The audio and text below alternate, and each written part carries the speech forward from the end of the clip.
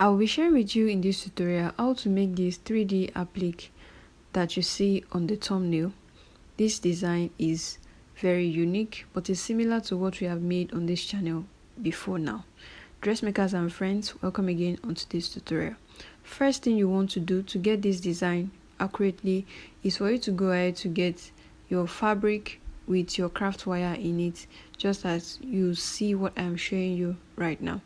You need to have your structure in between that, then get your needle and your thread, and then you go ahead to start beading. You can see that in this thumbnail we have two type of bead. You can use two type of bead, you can use two color of beads of the same type of bead, what I mean by that is if you are using broken beads, you can use broken beads, but make sure it's two color, just for you to define the gradients, okay, so that you can have this two color tone. It's important that you have your craft wire inside of your fabric.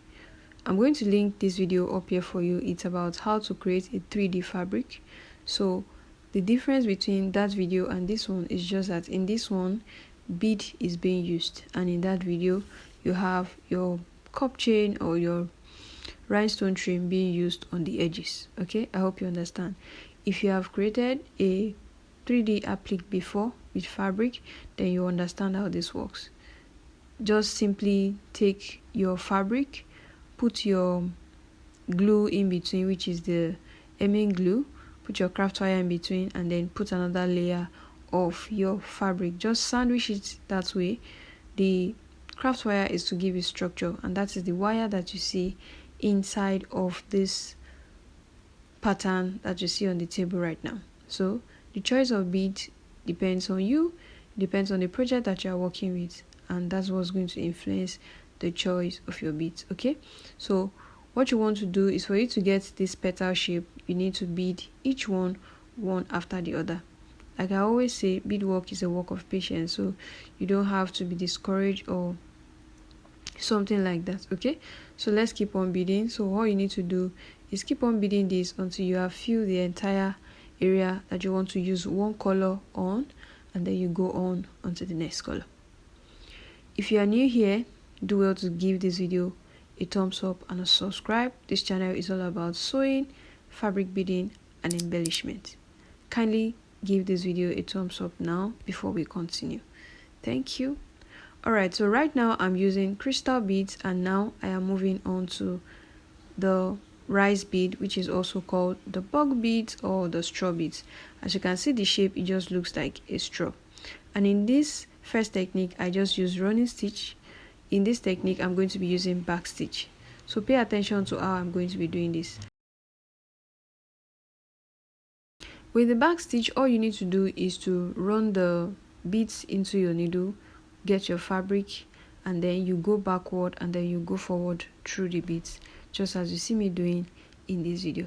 Just pay attention to how I am doing this. Okay, so I'm picking up my beads now. Okay, I'm going to pick two beads at a time, then once I go in, you can see, and then I'm going to come out through the last bead as you see here. Okay, and then you go forward through that last bead right there. This is how we have been able to get this done. In this technique, all your beads is going to be on a straight line. There will be no space in between. For those that are familiar with this channel, we have used this sewing technique a couple of times. Okay, so I know that you are not confused, but for those that are new here, you can pay attention again so that you can watch and you can learn. Pick up your beads. Okay, don't pick up too many beads at once. Once you go in to your fabric, can you see, just as you see me doing right now, you just have to come out about halfway through. Come out about halfway through. Okay, and then you simply just come out halfway through, and then you come out through the last bead or two beads or three beads away, just as you see me. Can you see I'm going to come out forward through that bead, just like that, and that's how you're going to keep doing it. I'm almost done with this first side. You can see I'm beading it first side in half, and then I move on to the other half of the design. Okay, so creating this design is not difficult at all. Like, this is just a simple illustration to show you. Sometimes when you want to work with your straw bead and it's not long enough, you can just simply break it with your plier, just like that. You can see the way I just break it, I shorten the length. Your scissors may not be able to do this, but your beading pliers will. So if you have a beading plier, use it. Okay, so I'm going to keep quiet for a moment so that you can see me as I go through with the work. But I know that with everything I've told you, if you follow it through, then you should be able to get this design correctly if you are creating it on your own.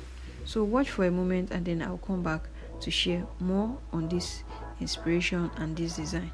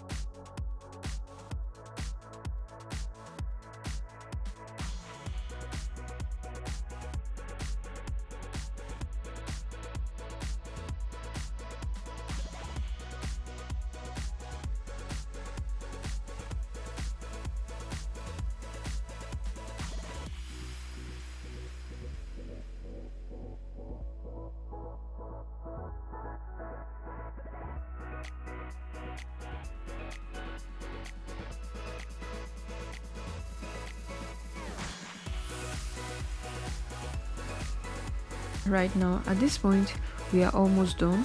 All we need to do is complete one. Remember, this is one of 4 petal or 3 petal or 5 petal. You need to bring all of this together. So this is one piece, so you need to make a lot of this particular one. Now I am done. Take a look at what this looks like. One tip I would also like to share with you is use your nylon thread or your invisible thread, as you will call it, okay, and then use your beading needle instead of using the regular hand needle. On this channel, you know that we have always been using the beading needle, and here I am using the beading needle size 11. Okay, so this is what I have used for this project. Just make sure that your beading needle can pass through your beads. Okay, any beading needle can work as long as you can pass through the beads. And look at how clean and neat it is. There's no threading lines because we used invisible thread. Okay, so the next thing you need to do is, after you have done multiple of this, for you to make it into a petal, bring the 3 together and twist it together just like this. Now once that is done, tuck in the sharp edge of your craft wire and then you go ahead to stitch it to your dress. I hope that this little inspiration and this little illustration helps you to achieve this project if you are creating it on your own. Don't forget to hit the like button so that this video reaches more people, and also subscribe. I'll see you in the next one.